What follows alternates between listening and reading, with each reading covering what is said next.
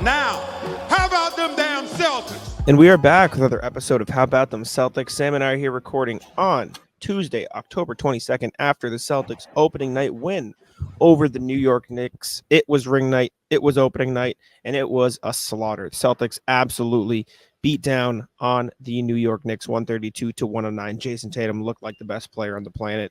Celtics got the rings. Bob Cousy came to town, threw up the deuces, as Tatum said in the postgame. And it was just overall really good night to be a Celtics fan, a Celtics media member, to be in the Celtics sphere. It was a very good evening. New York, not so much, but luckily we're not too concerned about that. Rip Bozos, honestly. You would have thought coming into this game they were going to win by 50, and it actually turned out to be quite the opposite. The Celtics just dominated, like, right from the tip. This was probably the funniest game I've ever been to. Just with everything involved. You had the national media saying that the Knicks have, like, the best starting five. They're this incredible team. They're a powerhouse now. You have the Celtics getting their rings, which is incredible. And then the question marks that come along with that, are they going to be able to turn it on? Are they going to be able to compete? I was watching the ceremony up top with you, and I was like, I don't know how they're going to go out and play basketball now. Like, that's a very tall task. A lot of them talked about it in the post game, and they were all, like, pretty proud of the way that they handled it. And with all of those things being up in the air, the question of how they can come out, how good are the Knicks, they come out and just stomp them right from the beginning. It was hysterical. Did you see the post today where the guy made the letter to his wife and was like, I'm not going to be your husband or the father of your child from 7:30 to 10 so I can watch the Knicks ruin the Celtics ring ceremony night? Yeah. Is that karma? Is it his fault, you think? I mean, Maybe. Can you imagine if that actually started a conflict in your house and then you had to watch your team get manhandled for 48 minutes? I mean, this game was such a joke that the whole story coming out of it was that the Celtics choked an opportunity to set an NBA record for threes made in a game. They missed like 13 straight threes to end the game. That's the story. And it was such a joke that they were able to actually just continuously fire them up at the end because the game was such a laugher. I loved it. It was great. We can get into the specifics. Tatum was fantastic. But this overall was a fantastic night to be a Celtics fan. It was a great night to be here. And I truly can't believe this is the team. This is the team that people are saying the Celtics should be afraid of. This team, the Knicks? Not tonight. Yeah, let's start with ring night though. Let's start with the banner. Let's start with them getting their rings. Let's start with everything that happened before they embarrassed the Knicks on national TV. Celtics, obviously everybody on the team except for Shyman and Watson, who were sitting on the bench watching as everyone got their rings, got to help raise banner 18, went up into the rafters. I mean, search anywhere on Twitter, you'll see all the videos and stuff like that. It was a good moment. Tatum gave a nice little speech afterward. You could tell he was getting emotional. He was trying to hold back tears a little bit. And he said, let's do it again. And he said after the game that he had something prepared, and they're not necessarily supposed to, or like they don't like to think about repeating. They just like to focus on what they're doing. And he was basically like, fuck it. I'm just going to say it because the fans are being awesome. It's cool seeing Al Horford get his ring. Cool seeing Jalen and Jayson, everybody in the team get their rings. The energy in the building was amazing. They played like a 10-minute video starting from like when Jalen got drafted to present day, like detailing the entire making. What do you mean? The two of us suckers were up in the rafters trying to film it for content, and we were like, "Oh, this would be cool." It's like a minute and a half. We had our phones out for 10 minutes leading up to the banner ceremony. Yeah, I need to post it tomorrow because the Wi-Fi here couldn't handle it. But it was a great video, super fun to watch, super fun to see everything, how it played out. It was just a great night. Bob Cousy came out, like I said, Cedric Maxwell, the big three, Ray Allen, Kevin Garnett, Paul Pierce were all in attendance as well. Everything you heard after the game too was just this was an incredible night. Joe Mazzulla kissed the floor, then said it tasted like blood because, of course, he did. It was just a good night, a fun moment to watch, and a nice like something like crash next to me, a nice like sort of bow that tied together banner 18 because now that's over and they focus on the season ahead. Yeah, and that was the big message that we all kind of got, especially from Joe after the game. And Tatum kind of echoed it too. He was like, listen, this is great. But Joe Mazzulla said tomorrow it doesn't matter. And he's right. They have another game to prepare for this week. I believe it's Washington next, so that should be a real test. And then Tatum said the same thing. He was like, listen, it says a lot about us. We come in every day and try and get better. It's the same mindset we had last year. We have to replicate that this year in order to be as successful as we were leading up to banner 18. overall, you're right. It was a tremendous day to be here. It was. I'm very thankful to have been in the arena for it. It was something. I said it to. I think I said it to you. This is. I think I said it on the pregame. Sorry if you're hearing it again. This is one of those days where you wake up and you know you're going to remember it forever because you know something that's so rare is going to happen and you're going to be involved. So that was truly the special part for me. I mean, we weren't involved, but we covered the team and stuff. Like, we were still kind of part of the journey. We don't get rings or anything. We shouldn't get rings, but, it means something to me. I'm the Michigan fan. This means something to me. Celtics sent me wine. So they sent care about you the wine? reporters a little bit. They sent everybody wine. They sent a lot of the reporters wine. Like, they sent Noah wine. They sent They must know I don't drink. And everybody. Yeah, I don't like wine, but it's sitting up in my living room now. No, it's just a cool moment to see them getting their rings and all that stuff.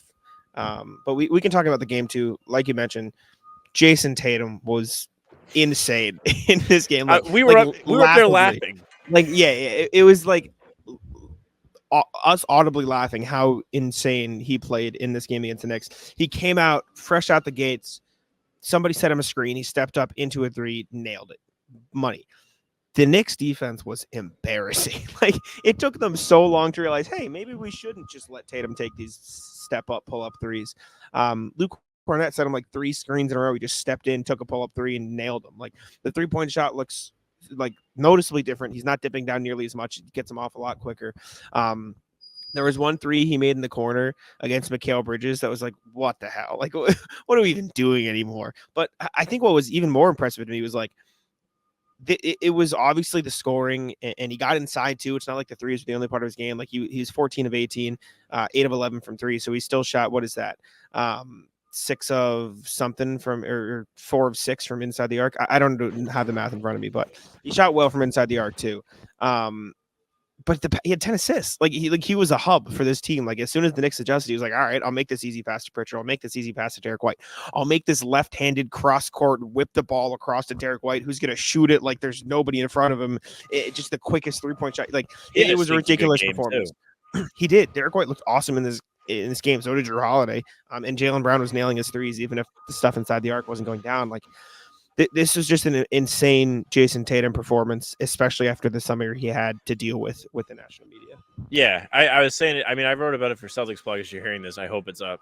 And the vibes in the press conference were just kind of weird. I didn't want to bring up all the hate in the discussion about him in the summer, but it is truly remarkable that he has the character to come out here on probably the biggest stage they'll play on for a little while, probably until Christmas. Are they carrying the Knicks out behind you? They should be in a body bag. They All are. the trash. Yeah, they are. They are carrying the Knicks behind me. I saw a joke. I had to do it. It's excellent. Good job. And he comes out in a game like this. He misses 4 shots. He missed 4 shots. He scored 37 points. He had 10 assists. He had 1 turnover. Not only did he have 10 assists, he also had several passes that were hockey assists that created great looks. The Celtics had impeccable ball movement today. You mentioned it. The Knicks defense was awful. They were just leaving shooters open.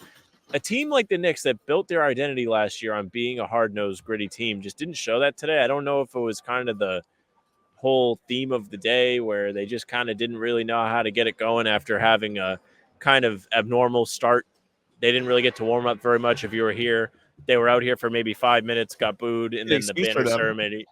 I mean, it is like, I mean, I don't know how they could have came out there and played well. I'm sure they wanted to. I'm sure they thought they were going to come in here and ruin it, like the guy that wrote the letter to his wife. But yeah, Tatum was having none of it. I was so impressed with him. It, like you said, it was laughably good. I could not believe it watching every 3 go in. It was great. It was awesome. I mean, we don't have to break it down like we usually do where we go player by player because it just doesn't feel like that type of game. We can, however, talk about the Celtics very clearly tying the NBA's record for threes in a game because they went 0 for 13 to end the game, and they were just chucking them up there. They're like, literally, the Garden started chanting, 1 more 3, and they just did not make any of them in. To their credit, I thought emphasis on most, because there were some bad ones. Most of the shots they took were like relatively good looks, pretty open threes. Even the misses, even the cold stretch at the end of the game, they were shooting open threes. That's what I'm talking about. I'm talking about the 0 for 13. Like, I didn't think any of them were that bad, but the whole game was just open three for Drew Holiday, open three for Jaylen Brown, open three for Jayson Tatum, Derek White. Like the Knicks decided like to roll out this drop defense with Karl Anthony Towns dropping back and Jericho Sims dropping back, and like it was laughable how like somehow Tom Thibodeau walked into this game and decided, let's give them threes. Like how is that the game plan? How is that what they decided on? So they tied the record. This was, in my opinion, what we should expect from the Celtics, because like they beat the Knicks down so much with threes that by the time the Knicks started closing out, they just got a bunch of good looks inside. I'm very excited for the season. This was a fun performance. I saw a lot of stuff on Twitter like, oh, it's so boring watching this many threes. Bro, that's the game. Like that's what you got to play, and the Celtics are just really, really good at it. You call it boring, I call it hilarious. I mean, that's the theme of this game. It was the funniest way it could have went. It was hilarious that they beat the piss out of the Knicks. It was hilarious that after they had put this game to bed, then they just all of a sudden became the biggest choke artist team ever trying to break this three-point record, and they couldn't make a single one. I loved it. I think the Celtics did a great job of moving the ball. I was so impressed. I didn't have the expectation. I mean, I guess you can't really expect the team to shoot like that. But even throughout the preseason, right, like we saw Drew Holiday look a little bit off from three. He didn't look like he was making them as much. Al Horford had that first and only preseason game he played in where he wasn't really looking like he had his legs underneath him. And then he comes out today, shoots 3 of 5, has 11 points. What a way for him to start his 18th season with a massive win, a strong performance. He made threes when the game was actually like within reach. Like he made timely threes. This wasn't stat padding when it was a 25 game. For those 5 minutes. Yeah, he was a big part of the whomping that commenced in the first quarter.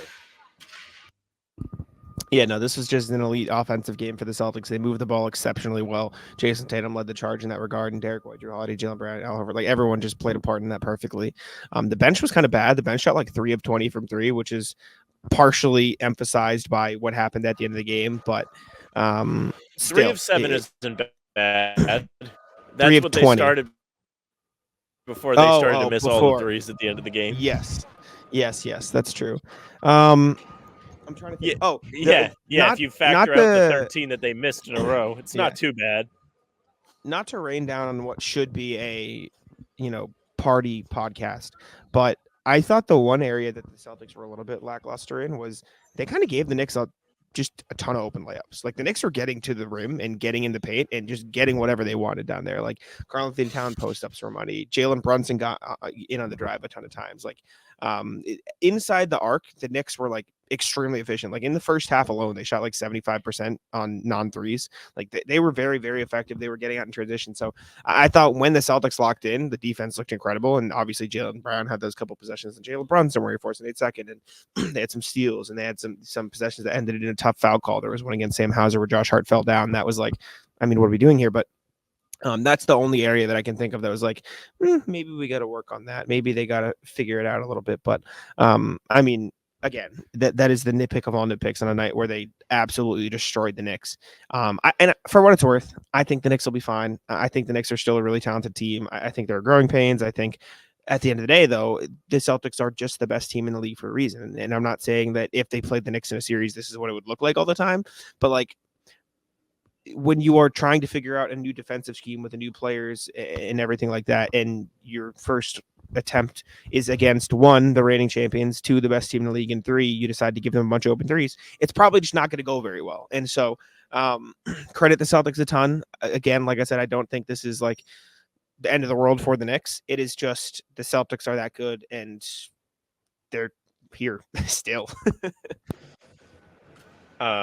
Just to pile on what you said at the beginning, I was talking to Bobby Kravitsky during the game, and one of the things I was talking to him about early was like, they are having an easy time finishing over Al in this game. They went at him a couple times to start the game, and I was like, oh, this kind of stinks. Like, is he cooked now?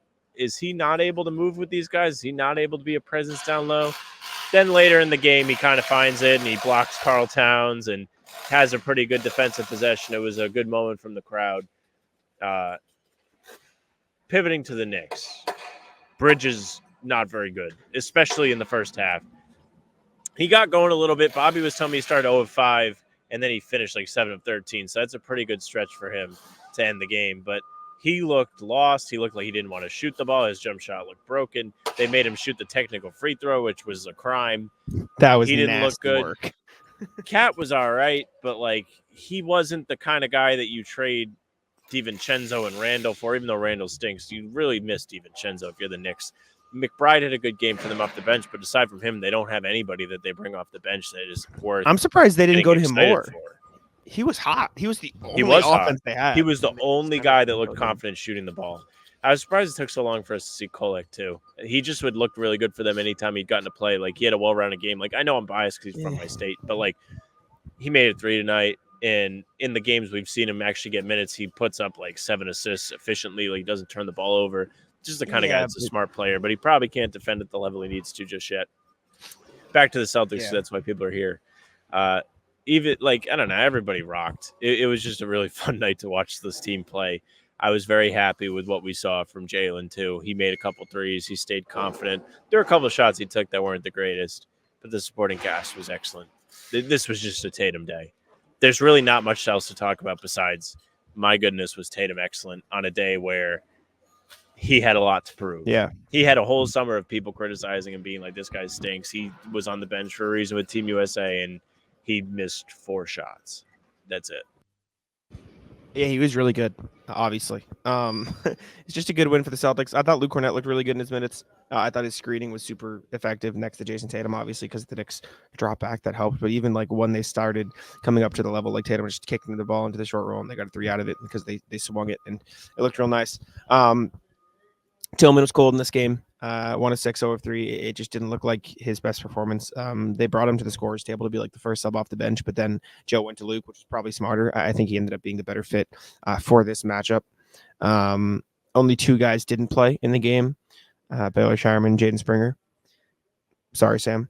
But overall, obviously, there's nothing you can complain about with this one. Peyton Pritchard shot 1 of 9 from 3. That is crazy. And Sam Hauser 2 of 7. That end of the game, hurrah, really just tanked that. But the starting lineup, Jaylen Brown 5 threes, Jayson Tatum 8 threes, Al Horford 3 threes, Derek White 6 threes, Drew Holiday 4 threes. The starting lineup combined to make 26 threes. The starting lineup combined to make 26 threes. Context, the Knicks made 11. Yeah, the Knicks were bad. They shot 30. The Celtics starting lineup made 4 fewer threes than the Knicks attempted. Jesus, they shot all the threes tonight. This was a Missoula ball game. It just was. Hell yeah! What a day. I'm sorry I don't have like the best analysis right now. It was like if you could have said, Sam, please like make up a way that this game happens. This is what I would be like. Make it an embarrassing loss for the Knicks. That's also equally as funny because the Celtics just could not do something as simple as make 1 3 at the end of the game. Like it had everything. It was perfect. Good subplot. All right. Well, I think that'll just about do it. Shout out to Celtics. Shout out Jayson Tatum, and shout out Andrew Claudio, who Knicks Film School's off to a roaring start. I will say I like him too much because I don't want to like be mean to him. I love him. He's a great guy. He's the only one I like. The Mikal Bridges thing is weird though, because the jump shot looks bad objectively, and I was wrong before the game when I said that in pregame. However, he changes it. Like he's taking set shots in pregame, and then in the game he like jumps a foot into the air. Like just take the set shots, dude. Like it's clearly working when you do the set shots, and yet you're still just like jumping when it's time. But you can't because they'll get to you and block it. It's part of the reason you jump. No, but like there are ways you can take them as set shots. Just like don't take the ones that you can't. Like look at Tyrese Halliburton. That dude doesn't jump. You know what I'm saying? He finds a way to shoot and be effective. He shoots a lot off the dribble though. It's a little different. Still though, he's Mikal Bridges bringing the ball all the way up here anyways. Just take a set shot, dude. Anyways, appreciate y'all for tuning in. Leave a like, subscribe to How About Them Celtics on YouTube, Spotify, and Apple. And I will let's say yeah, thank you very much for listening and watching. Make sure you subscribe, leave a like, comment. Tell us what you thought of opening night. You know what you thought. It was great. But hit the bell. You don't want to miss any of our daily uploads. Jack and I have new content for you every single morning at 5 a.m. Full pods drop Tuesday, Thursday, Sunday. Game recaps like this one. The morning after each game and other videos are here in between to keep you up to speed. We also have live streams, pregame, a half hour before every single game, every single pod. Imagine that. Every single game. It's a ton of fun. It's great. You can find us on Spotify and Apple too. All pods and recaps are there for you. If you're more of an audio person, that's fine. You follow, they go right to your feed. You can email us, hbtcpod@gmail.com. You know you have thoughts on this game, get them in. We already got some. hbtcpod@gmail.com. The socials are at How About Them Seats for Twitter, Instagram, and TikTok. Facebook's just the name of the pod. All streams are there. They're on YouTube. They're on Twitter. Jack's Twitter's at Jack's Money NBA. Mine's at Sam LaFrance NBA. That's it for us. Taco, come on. Taco's having some fun here. That is bogus. These guys are ridiculous.